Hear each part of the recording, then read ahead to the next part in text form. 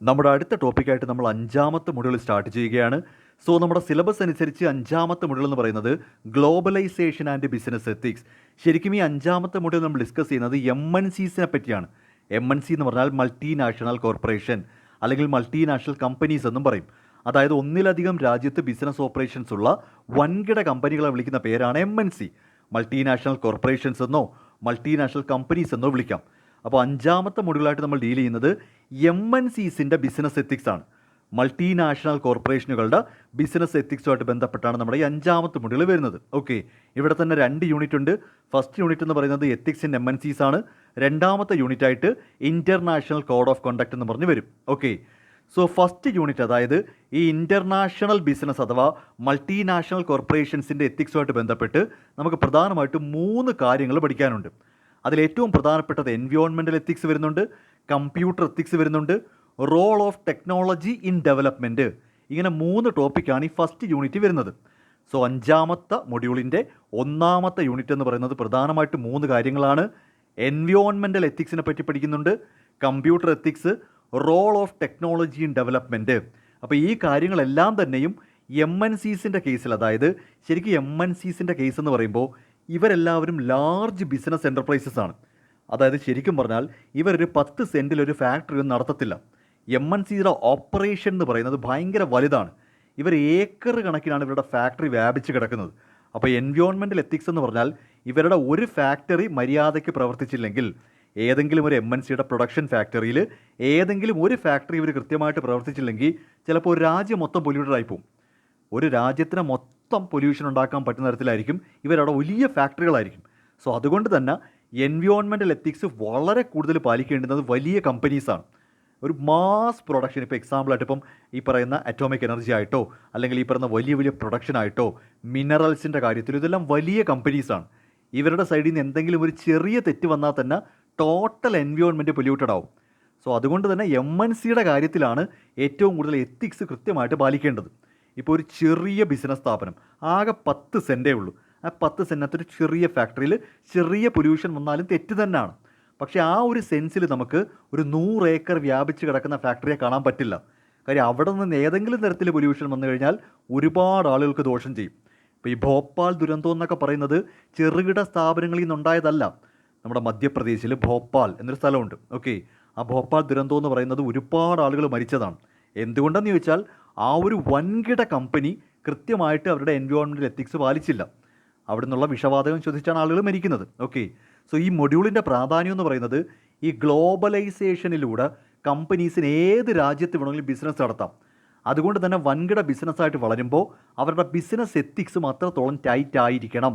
അപ്പോൾ നമ്മളിവിടെ ഡീൽ ചെയ്യുന്നത് പ്രധാനമായിട്ടും 3 കാര്യങ്ങളാണ്. അതാണ് ഈ പറയുന്ന എൻവയോൺമെൻറ്റൽ എത്തിക്സും കമ്പ്യൂട്ടർ എത്തിക്സും role of technology in development. ഇനി എൻവയോൺമെൻറ്റൽ എത്തിക്സിലേക്ക് വന്നാൽ MNC ആണെങ്കിലും ഞാനാണെങ്കിലും നിങ്ങളാണെങ്കിലും നമ്മളെല്ലാവരും എൻവയോൺമെൻറ്റിനെ പ്രൊട്ടക്റ്റ് ചെയ്യാൻ ബാധ്യസ്ഥരാണ്. അതിൻ്റെ ഒരു കീ കോൺസെപ്റ്റ്, അതായത് എൻവയോൺമെൻറ്റൽ എത്തിക്സ് പാലിച്ചിരിക്കണം എന്ന് പറയാനുള്ള പ്രധാനപ്പെട്ട 3 കാരണങ്ങൾ. ഫസ്റ്റ് വൺ എന്ന് പറയുന്നത് ഈ ലോകത്ത് ഏറ്റവും ആവശ്യമുള്ള കാര്യമാണ് സസ്റ്റൈനബിലിറ്റി. സസ്റ്റൈനബിലിറ്റി എന്ന് പറഞ്ഞാൽ പ്രസൻറ്റ് ജനറേഷൻ മാത്രം ജീവിച്ചാൽ പോരാ, ഫ്യൂച്ചർ ജനറേഷനും ഇവിടെ ജീവിക്കണം. അതുകൊണ്ട് ഇപ്പോൾ എന്തെങ്കിലുമൊക്കെ കാണിച്ചു കൂട്ടി ലാഭത്തിലായിട്ട് കാര്യമില്ല. നമ്മൾ ഈ ചെയ്യുന്ന കാര്യങ്ങൾ ഒരു കാരണവശാലും ഫ്യൂച്ചർ ജനറേഷന് ഒരിക്കലും അഫക്റ്റഡ് ആവരുത്. ഇപ്പോൾ 10 വർഷം 20 വർഷം മുൻപുള്ള പ്രശ്നങ്ങളായിരിക്കും ഇപ്പോൾ നമുക്ക് അഫക്റ്റ് ചെയ്യുന്നത്.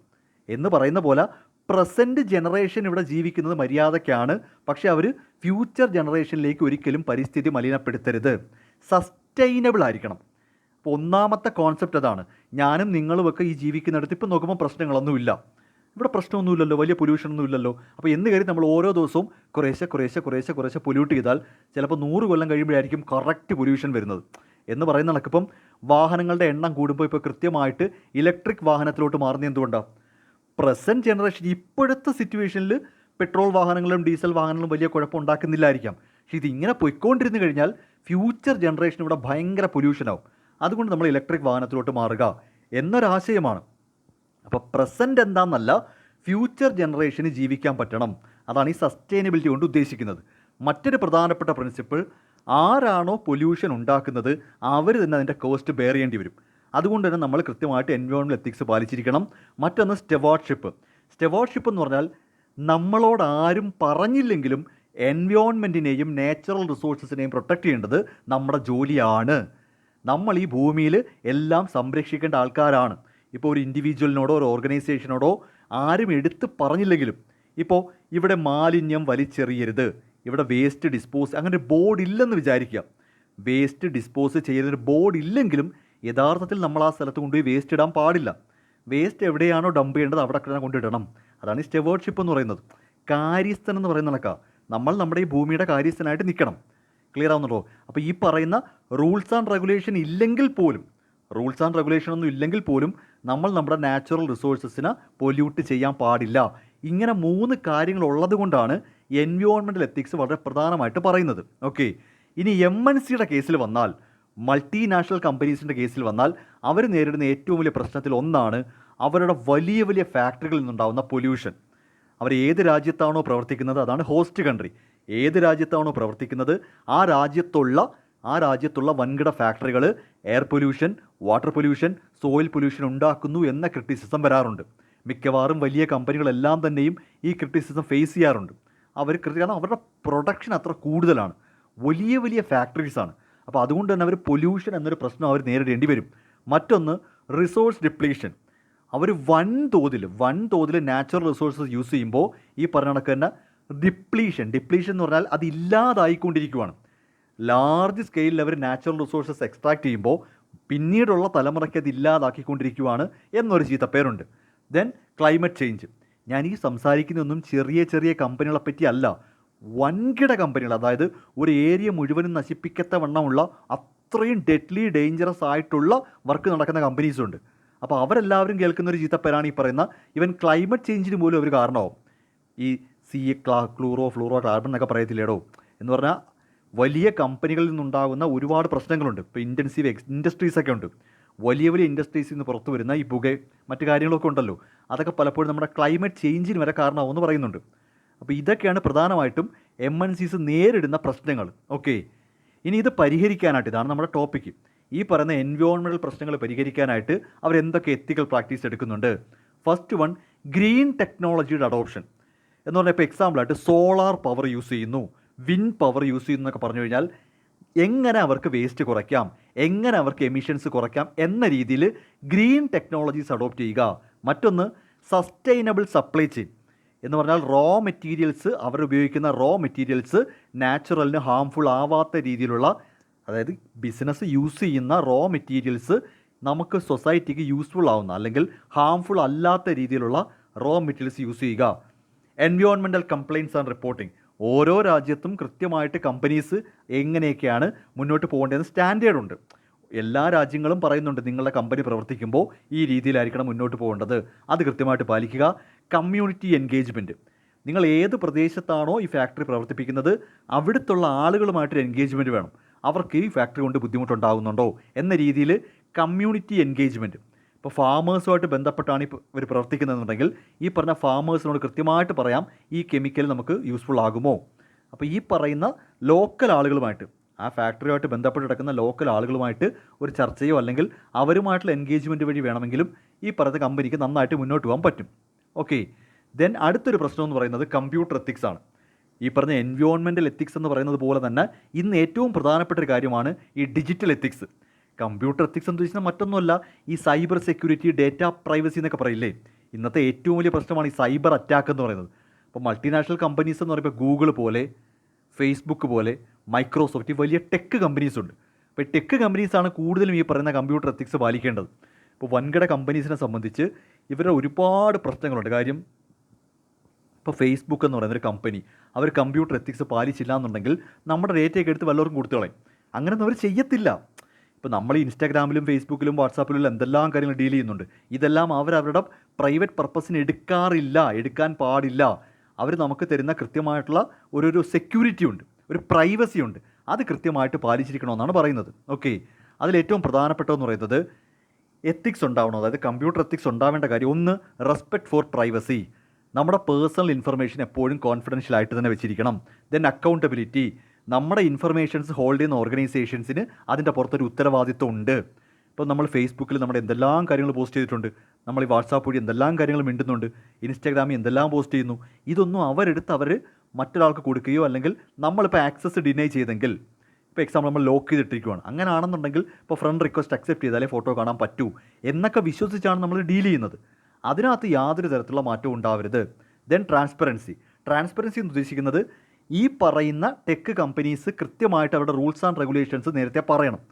നിങ്ങൾ ഏത് ആപ്പ് ഇൻസ്റ്റാൾ ചെയ്യുമ്പോഴും ടേംസ് ആൻഡ് കണ്ടീഷൻ ഉണ്ട്. അവർ പറഞ്ഞിട്ട് തന്നെയാണ് നിങ്ങളെ കൊണ്ട് ഇൻസ്റ്റാൾ ചെയ്യിപ്പിക്കുന്നത്. നമ്മൾ പിന്നെ അതൊന്നും വായിച്ചു നോക്കാറില്ല, നമ്മളെല്ലാം ഐ അഗ്രിയും കൊടുക്കും. അപ്പോൾ അവർ ട്രാൻസ്പെറൻ്റ് ആണ്. ഓരോ ആപ്പ് ഇൻസ്റ്റാൾ ചെയ്യുമ്പോഴും അവർ കൃത്യമായിട്ട് ആ ടെക് കമ്പനീസ് പറയുന്നുണ്ട് ഇതൊക്കെയാണ് terms and conditions. Then fairness and non discrimination, അതായത് ഈ ടെക്നോളജി എന്ന് പറയുന്നത് എല്ലാ രാജ്യത്തും എല്ലായിടത്തും ഒരുപോലല്ല. അപ്പോൾ അതിപ്പോൾ നമുക്കൊന്നും ചെയ്യാൻ പറ്റത്തില്ലെങ്കിലും പറയുന്നത് ടെക്നോളജി എന്ന് പറയുന്നത് MNC മൾട്ടിനാഷണൽ കമ്പനികൾ ഡീൽ ചെയ്യുമ്പോൾ അവർ ഫെയർനെസ് അല്ലെങ്കിൽ ഒരു നോൺ ഡിസ്ക്രിമിനേഷൻ ആയിരിക്കണം. പ്രത്യേകിച്ചൊന്നുമില്ല, എല്ലാ ഗ്രൂപ്പിലേക്കും, ഇപ്പോൾ എക്സാമ്പിളായിട്ട് പറഞ്ഞാൽ ഇപ്പം ഒരു പർട്ടിക്കുലർ ഏജ് ഗ്രൂപ്പിലേക്കോ അല്ലെങ്കിൽ ഒരു പർട്ടിക്കുലർ ആളുകളിലേക്കോ ഈ പറയുന്ന ടെക്നോളജി എത്തരുത് എന്നൊന്നും ആഗ്രഹിക്കരുത്. എല്ലാ ഏരിയയിലേക്കും കൊടുക്കുന്നെങ്കിൽ എല്ലാവർക്കും യൂസ് ചെയ്യാൻ പറ്റണം. ചില പ്രത്യേക ആളുകൾ ഇത് യൂസ് ചെയ്യാൻ പാടില്ല എന്ന് MNCs പറയാൻ പറ്റത്തില്ല. ക്ലിയർ ആവുന്നുണ്ട്? അപ്പം ഏത് കമ്പനിയാണോ ടെക്നോളജി പ്രൊവൈഡ് ചെയ്യുന്നത് അവർ എല്ലാവരെയും ഒരുപോലെ കാണണം, എല്ലാവർക്കും ഒരുപോലെ തന്നെ ആയിരിക്കണം കിട്ടേണ്ടത്. ഇപ്പോൾ നിങ്ങളിപ്പോൾ ഫേസ്ബുക്ക് യൂസ് ചെയ്യുന്നു, നിങ്ങളുടെ ഫേസ്ബുക്കും നിങ്ങളുടെ ഫ്രണ്ടിൻ്റെ ഫേസ്ബുക്കിനും ഒരേ ഫീച്ചർ തന്നെ ആയിരിക്കും. മറിച്ചിപ്പോൾ കൂടുതൽ കാശ് കൊടുക്കുന്നവർക്ക് കൂടുതൽ എന്ന രീതിയിലൊന്നും അല്ല. അങ്ങനെ കൊടുക്കുന്നതാണെങ്കിൽ അവർ നേരത്തെ പറയണം. എല്ലാവർക്കും ഒരുപോലെ ആണെങ്കിൽ ഒരുപോലെ ആയിരിക്കണം. അതല്ല ഡിസ്ക്രിമിനേഷൻ ഉണ്ടെങ്കിൽ, ഇപ്പോൾ പെയ്ഡ് യൂസേഴ്സിന് വേറെ ആണെങ്കിൽ അവർ നേരത്തെ പറയും പെയ്ഡ് യൂസേഴ്സിന് കുറേ കൂടെ ഫീച്ചേഴ്സ് ഉണ്ടായിരിക്കും. അപ്പോൾ ടെക്നോളജിയുടെ കാര്യത്തിൽ കൊടുക്കുന്ന എന്താണോ നമ്മൾ പ്രൊവൈഡ് ചെയ്യുന്നത് അത് ഫെയർനെസ് ഉണ്ടായിരിക്കണം, നോൺ ഡിസ്ക്രിമിനേഷൻ ഉണ്ടായിരിക്കണം. ഇതാണ് പ്രധാനമായിട്ടും കമ്പ്യൂട്ടർ എത്തിക്സിൻ്റെ ഒരു മാനദണ്ഡം എന്ന് പറയുന്നത്. ഇതിൽ ഏറ്റവും വലിയ ചലഞ്ച്, ഏറ്റവും വലിയ പ്രശ്നം എന്ന് പറയുന്നത് ഒന്ന് ഡേറ്റ പ്രൈവസി പ്രശ്നം. അതായത് കൂടെ പത്രത്തിലൊക്കെ വരാറുണ്ട് നമ്മുടെ ഡേറ്റ അടിച്ച് മാറ്റി എന്നൊക്കെ പറഞ്ഞിട്ട്. മറ്റൊന്ന് സൈബർ സെക്യൂരിറ്റി പ്രശ്നം. നമ്മുടെ പൈസയൊക്കെ പോയി എന്ന് പറഞ്ഞ് വരത്തില്ലല്ലോ, വാർത്ത കാണാറില്ലേ സൈബർ അറ്റാക്ക് നടന്നു പറഞ്ഞ്. ദെൻ ആൽഗരിതമിക് ബയാസ്, അത് കമ്പനികളുടെ കുഴപ്പമാണ്. ഇടയ്ക്കിടയ്ക്ക് ഇൻസ്റ്റാഗ്രാമും ഫേസ്ബുക്കൊക്കെ ഓരോരോ പണി മേടിച്ച് കിട്ടും. അതായത് അവരുടെ സൈഡിൽ നിന്നുണ്ടാകുന്ന മിസ്റ്റേക്ക്, സോഫ്റ്റ്വെയർ മിസ്റ്റേക്കാണ്.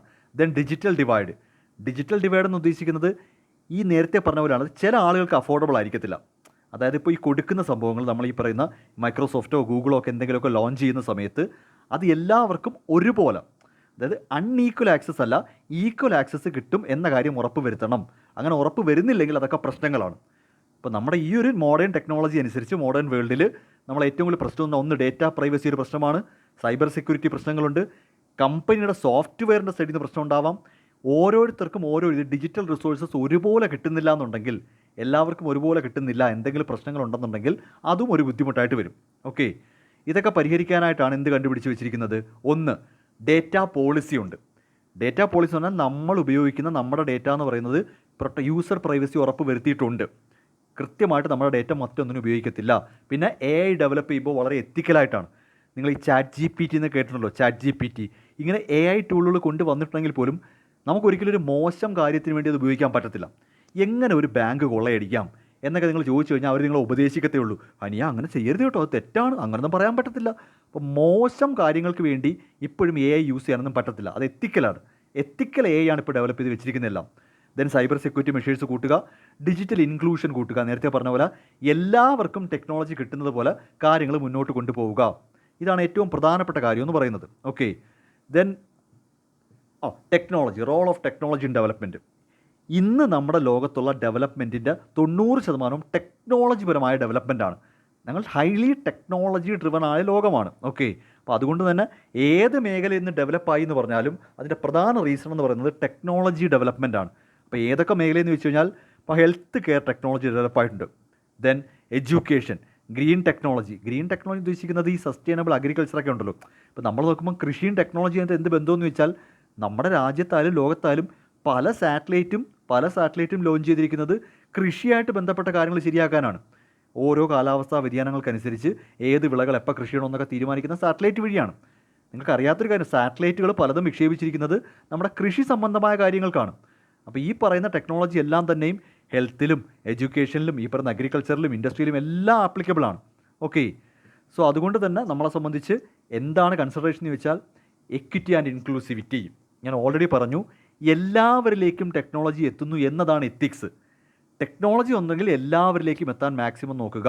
ഇപ്പോൾ എല്ലാവർക്കും സ്മാർട്ട് ഫോൺ അഫോർഡബിൾ അല്ലാത്ത ഒരു കാലം ഉണ്ടായിരുന്നു. 50,000 60,000 മാത്രമായിരുന്നു വില. എന്നാൽ ഇന്ന് അങ്ങനല്ല.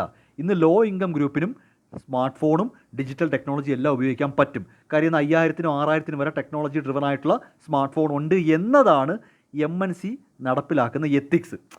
MNCs ആണല്ലോ ഈ ഫോൺ നിർമ്മിക്കുന്നത്, സാംസങ് ഒക്കെ ആണല്ലോ. അപ്പോൾ അവർ എത്തിക്കൽ വാല്യൂസ് കീപ്പ് ചെയ്യുക എന്ന് പറഞ്ഞാൽ സ്മാർട്ട് ഫോൺ തുടങ്ങിയ സമയത്ത് ഓക്കെ, തുടങ്ങിയ സമയത്ത് പണക്കാർക്ക് മാത്രമേ പറ്റൂ. എന്നാൽ ഇന്ന് അങ്ങനല്ല. ഇന്ന് എല്ലാവരുടെയും സ്മാർട്ട് ഫോൺ എത്തിയിട്ടുണ്ട്. അത് ഉപയോഗിക്കാൻ അറിയില്ല എന്ന പേടി കൊണ്ട് മാത്രമാണ് പല ആൾക്കാരും ഇന്ന് സ്മാർട്ട് ഫോൺ സ്വന്തമായിട്ടില്ലാത്തത്. സ്മാർട്ട് ഫോൺ ഉപയോഗിക്കാനൊക്കെ താല്പര്യം ഉണ്ടെന്നുണ്ടെങ്കിൽ ഇന്നൊരു സാധാ ഫോണിൻ്റെ വിലയ്ക്ക് സ്മാർട്ട് ഫോൺ കിട്ടും. ദെൻ എത്തിക്കൽ ഇന്നോവേഷൻസ് നടത്തുക. എന്ത് പുതിയ കാര്യം വേണമെങ്കിലും ഡെവലപ്പ് ചെയ്തോ, പക്ഷേ അത് കൃത്യമായിട്ട് എത്തിക്കലായിരിക്കണം. ഗ്ലോബൽ കൊളാബറേഷൻ, അതാണ് ഏറ്റവും പ്രധാനപ്പെട്ട കാര്യം. എല്ലാ രാജ്യത്തിലേക്കും നമ്മളിപ്പോൾ ഒരു MNC എന്ന് പറയുമ്പോഴത്തേക്ക് ഇപ്പോൾ ഗൂഗിൾ ആയാലും മൈക്രോസോഫ്റ്റ് ആണെങ്കിലും ഇവരുടെ പ്രോഡക്റ്റ് എല്ലാം ഗ്ലോബൽ കൊളാബറേഷൻ തന്നെയാണ്. എല്ലാ രാജ്യത്തും ഇവരുടെ ഈ പറയുന്ന പ്രോഡക്റ്റ് എത്തിയിട്ടുണ്ട്. ഓക്കെ, അപ്പോൾ ഇൻ ഷോർട്ട് നമ്മുടെ MNCയുടെ എത്തിക്സ് എന്താണെന്ന് ചോദിച്ചു കഴിഞ്ഞാൽ, ഫസ്റ്റ് വൺ ഞാൻ പറഞ്ഞു, എൻവയോൺമെൻറ്റ് പ്രൊട്ടക്ട് ചെയ്തിരിക്കണം. ദെൻ രണ്ടെന്ന് പറയുന്നത് നമ്മുടെ ഡേറ്റ ഒരു വലിയ പ്രശ്നമാണ്. കമ്പ്യൂട്ടർ എത്തിക്സ് എന്ന് ഉദ്ദേശിക്കുന്ന ഇന്ന് എല്ലാവരും എല്ലാ കാര്യവും ചെയ്യുന്ന ഫോണിൽ കൂടെ അല്ലേ. അപ്പോൾ നമ്മൾ എന്ത് വിശ്വസിച്ചാണ് ഈ ഫോണിലെല്ലാം ചെയ്യുന്നത്? നമ്മൾ വിശ്വസിക്കുക എന്ന് പറയുന്നത് ഈ കമ്പനീസിൻ്റെ എത്തിക്സ് ആണ്. ഈ ഫേസ്ബുക്ക് ആണെങ്കിലും ഇൻസ്റ്റാഗ്രാം എന്ത് ആപ്പോ ആയിക്കോട്ടെ, അവരാരും നമ്മുടെ ഡേറ്റ എടുത്ത് മിസ്യൂസ് ചെയ്യരുത്, ചെയ്യത്തില്ല. ദെൻ റോൾ ഓഫ് ടെക്നോളജി എന്ന് പറയുമ്പോൾ ഈ ടെക്നോളജി ഡെവലപ്പ് ചെയ്തെടുക്കുന്നത് MNCs ആണ്. അപ്പോൾ അങ്ങനെ ടെക്നോളജി ഡെവലപ്പ് ചെയ്തെടുക്കുമ്പോഴും അവർ അതിൻ്റേതായ എത്തിക്സ് കാണിച്ചിരിക്കണം. ഡെവലപ്മെൻറ്റിന് വേണ്ടി ടെക്നോളജി ഡെവലപ്പ് ചെയ്ത് പറയുമ്പോൾ നമ്മുടെ രാജ്യത്തിൻ്റെ ഡെവലപ്മെൻറ്റിന് വേണ്ടി ഓരോ ടെക്നോളജി ഉണ്ടാക്കുമ്പോഴും ഈ പറയുന്ന MNCs എല്ലാ തരത്തിലുള്ള എത്തിക്സും പാലിച്ചിരിക്കണം. അതാണ് പ്രധാനപ്പെട്ട ഈ 3 ടോപ്പിക്ക്. ഓക്കെ, അപ്പോൾ എൻവയോൺമെൻറ്റൽ എത്തിക്സ് പാലിക്കണം, കമ്പ്യൂട്ടർ എത്തിക്സ് പാലിക്കണം, ടെക്നോളജി എന്ന് പറയുന്ന സംഭവം കൊണ്ടുവരുമ്പോൾ കൃത്യമായിട്ട് അത് എല്ലാവരുടെ കയ്യിലോട്ടും എത്തുന്നെന്ന് ഉറപ്പുവരുത്തണം. ഏറ്റവും നല്ല എക്സാമ്പിളാണ് സ്മാർട്ട് ഫോൺസ്. ഒരു കാലത്ത് ഇപ്പോൾ 2012-13 കാലഘട്ടത്തിൽ ഹൈ കോസ്റ്റ് ആയിരുന്നു.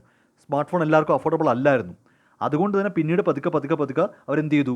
ആ ടെക്നോളജി ഡെവലപ്പ് ചെയ്തെടുക്കുന്ന സമയത്ത് ഒരു 5,000-നും 6,000-നും വരെ സ്മാർട്ട് ഫോണൊക്കെ എത്തിക്കാം. അപ്പോൾ എല്ലാവരിലേക്കും ഡിജിറ്റൽ ഇൻക്ലൂഷൻ കൊണ്ടുവരണം. അതൊരു എത്തിക്സിൻ്റെ ഭാഗമാണ്. ഇതാണ് പ്രധാനമായിട്ടും നമ്മുടെ 5ാമത്തെ മൊഡ്യൂളിൽ പറയുന്ന ഈ MNCsൻ്റെ എത്തിക്സ്.